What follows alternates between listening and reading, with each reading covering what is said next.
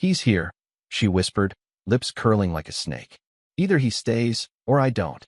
Imagine your wife looking you dead in the eye, wearing the same dress she wore the night you proposed, and saying that.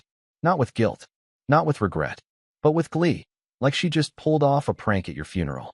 The restaurant was filled with clinking forks, candlelight, and the hollow sound of my heart cracking. 15 years of marriage. A table for 2 booked weeks in advance. I had flowers flown in from the same damn florist we used on our wedding day. And then he walked in. Him. Auburn hair, smug Wall Street jawline, and the emotional range of a shark. Carter. Her older brother.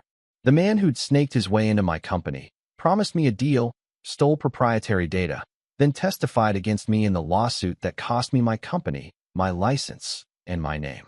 He shook off his coat like it was just another Thursday and extended a hand. "Tyler." "Long time." I didn't move. Just stared. Stared like I was watching a ghost dig up my grave.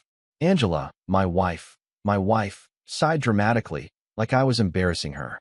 "Can we not make this about you tonight?" That was the moment something inside me snapped. She had invited him to our wedding anniversary.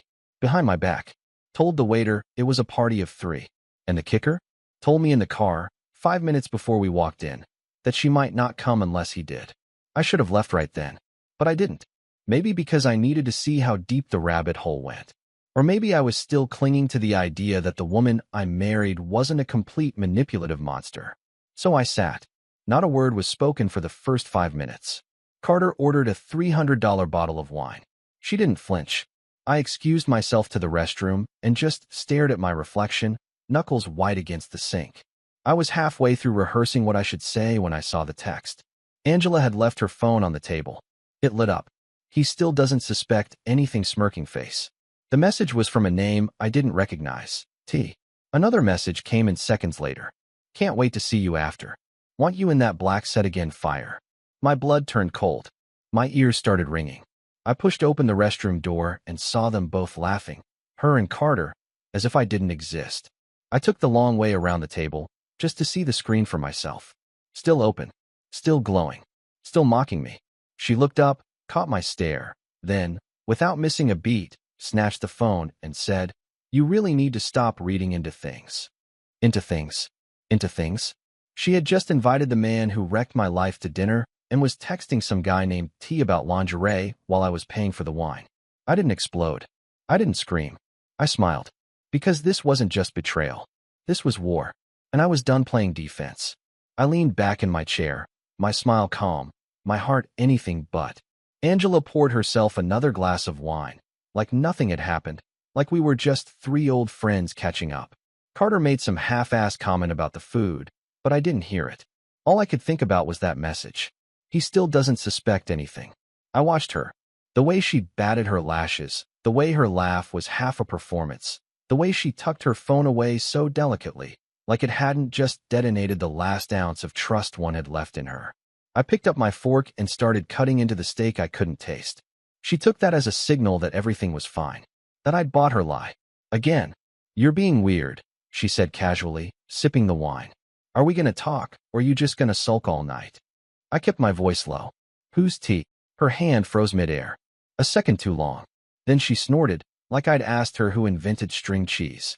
"You're paranoid. Answer the question." "It's Tracy," she said, smiling as if that explained it. "My coworker." I leaned forward. "Your coworker wants you in the black set?" Carter looked away, suddenly finding interest in his plate. Angela's eyes narrowed. "You were snooping through my phone? You left it on the table." "I knew it," she hissed, setting her glass down hard enough to rattle the silverware. "You always do this. You always twist things, make it about you. You can't just let things go. You think everyone's out to get you because of your failures." That last word slapped harder than anything she'd ever said. I kept my voice even. "He destroyed my company." She rolled her eyes. "You destroyed your company." Carter just saw it coming first. I stared at her, wondering who this woman really was. Wondering how I had slept next to this stranger for 15 years. She wasn't even trying to hide it anymore. Not the betrayal. Not the contempt. Not even the lust for someone else. I looked at Carter. "You knew?" He shifted uncomfortably. "Look, man, I didn't come here to cause problems. Angela said you were okay with." "With what?" I interrupted. "Sharing her." Angela scoffed. Oh, please. Like you've been some kind of saint. I blinked. What the hell does that mean? She stood up suddenly. I'm not doing this. I'm not sitting here while you play the victim. You lost your job, your name, and your balls in 1 year, and you expect me to throw you a pity party every anniversary. I stayed seated. I didn't even flinch. She leaned over the table, face inches from mine. I wanted a man. You turned into a shadow. So yeah, maybe I looked elsewhere. Can you blame me? I could feel people watching now. The room had gotten quieter. She didn't care. I stood up, slow, deliberate, took out my wallet, peeled off 5 crisp hundreds, and dropped them on the table. Then I turned to Carter. You two deserve each other. And I walked out. The cold hit me like a wave. My hands were shaking, my breath uneven, but I didn't stop. I didn't look back. I didn't even blink. Because everything I needed to know was already written in her eyes. And that night, that was just the beginning. I didn't go home. I drove until the city lights vanished in my rearview. Until my phone battery died from all the missed calls and texts. Until the weight in my chest settled into something darker, something heavier than anger. Something permanent. I parked at a gas station an hour out, just sat in the driver's seat watching a flickering street lamp buzz above the pumps. My fingers clenched the steering wheel like it was the only thing holding me together. 15 years. 15 damn years I gave her. And she chose him. Not just any man. The one who watched me burn and handed her the matches. Around 2 a.m., I went through the messages again. I charged my phone in the car, unlocked it, opened our shared cloud account. She had no idea I still had access. I scrolled through her backups. Texts, photos, even voice memos. One file stood out. From 2 weeks ago. I tapped it. Her voice. Whispering. Laughing. You better not tell him, T. He still thinks I'm planning the anniversary alone. God, it's pathetic. You should have seen his face when I said I wanted something intimate. Pause. Then she said it. I swear, if I have to listen to one more story about how the lawsuit ruined his life, I'm gonna scream. He let his life fall apart. And now I'm supposed to feel bad forever? No thanks. I need a man with a plan, not a pity project. Click. I sat there, phone in my lap, ears ringing. I had loved that voice. Memorized it. Woke up to it. Fell asleep to it. And now it sounded like poison. I didn't cry. I didn't scream. I just emptied out. My entire life had been this lie dressed in wedding white. And the worst part? I didn't even see it happening. She'd been rewriting the story while I was still stuck in chapter 1. I drove back at sunrise. Not home. To my friend Nate's place. He opened the door, groggy, confused. Tyler? Dude, what the hell? I need to crash here. Just for a few days. He saw something in my eyes. He didn't ask questions. Just stepped aside. I didn't sleep. I just lay there on the couch staring at the ceiling while my mind replayed every conversation I'd ignored, every red flag I'd explained away, every little laugh she shared with him behind my back. Morning came. I went to a lawyer. Didn't say much.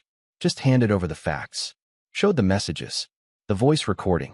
Gave my side. Then I texted her. One line. Lawyer will contact you. Do not call me again. She called anyway. 23 times.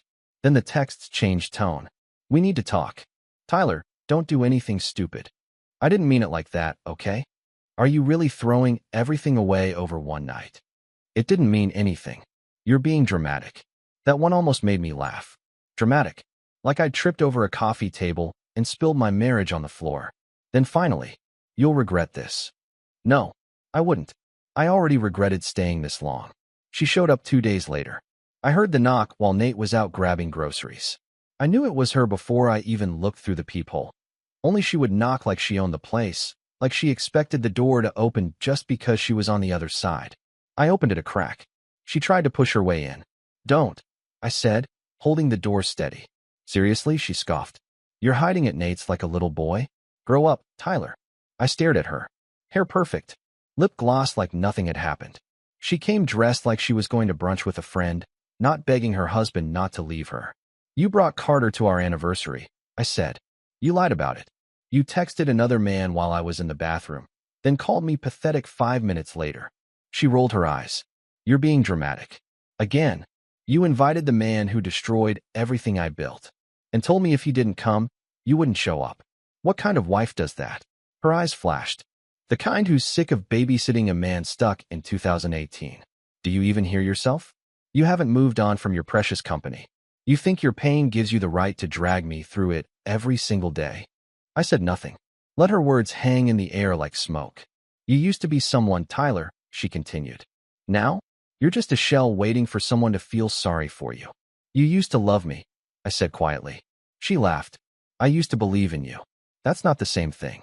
Then her voice softened, the way it always did when she wanted something. Look, I messed up. I know that. I panicked. I wanted to feel important again. Desired. I didn't mean for it to go this far. I raised an eyebrow. You mean the messages? The late nights? The lies? Or bringing your brother, who testified against me, to our anniversary? Her lips parted, then closed again. I waited. She had nothing. So I stepped outside, shut the door behind me, and leaned in close. You're not sorry. You're scared. Her mouth twitched. You thought I'd keep crawling back. You thought I'd beg. Maybe even thank you for tolerating me. But you made one mistake. Oh yeah, she said. What's that? You underestimated how quiet I get when I'm done. She blinked, and for a second, I saw it. Fear. Not of me, but of losing control. Of realizing I was no longer under her thumb. You'll regret this, she whispered again, venom behind the words. I leaned in closer. No, you will. And then I walked past her. Didn't look back. Not this time. I spent the next week in silence. No music.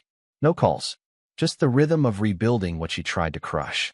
I found a small apartment downtown. Nothing fancy, but clean, with bare walls and honest echoes. I liked the silence. It felt like truth. I boxed up everything I had left at the house. Nate came with me. Angela wasn't home. Or maybe she was hiding behind a curtain, watching me through the slits, waiting for a scene. She didn't get one. I packed methodically, books, clothes, an old photo album I almost left behind. Almost. But I took it. That night, I opened it on the floor of my new place. Our wedding photos. Her smile back then was different, less sharp, more human. I don't know when it changed. Maybe I ignored it. Maybe it changed before the wedding, and I just refused to see it. I flipped the page. There was one picture I hadn't seen in years. We were dancing under fairy lights. She was laughing, eyes closed, head against my chest. I stared at it for a long time. Then I ripped it out and burned it in the sink. The divorce papers came back faster than I expected. She tried to contest the terms. Claimed she was owed more. That she gave up years of her life for me. That she deserved compensation. I sent her lawyer the recordings. Silence. She didn't show up at the next meeting. Her lawyer came alone. Red-faced. Embarrassed. We settled that day.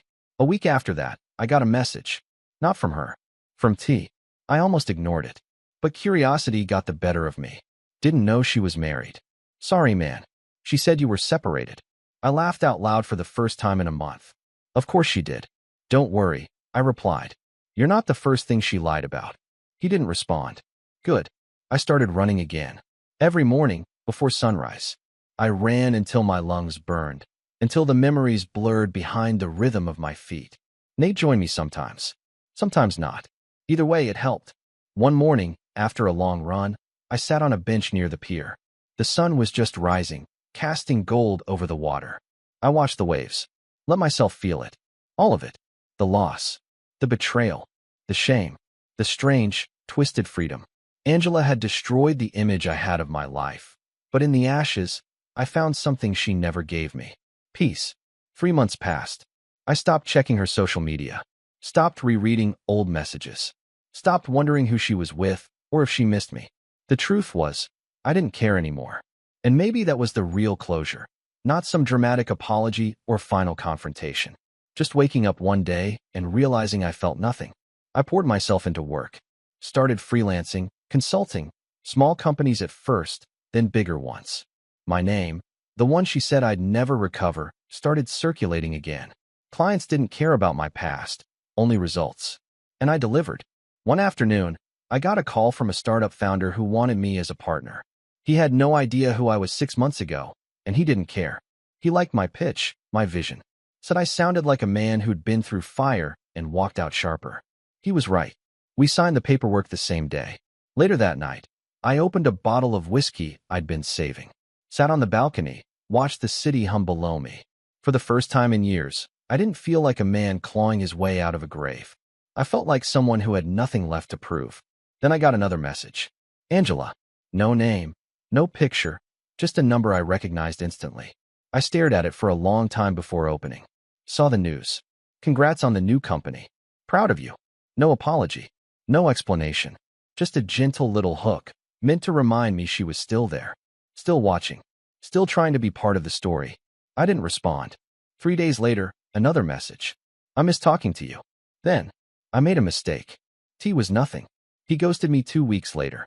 You were the only one who ever truly saw me. Saw her? Yeah, I saw her now. Saw her clearly. The manipulation, the gaslighting, the lies she twisted into love. I thought about replying. Thought about all the things I could say, the venom I could spit back. But I didn't. Because silence, now, was power. So I blocked the number. Not out of anger. Out of peace. And then I poured myself another glass, leaned back in my chair, and smiled.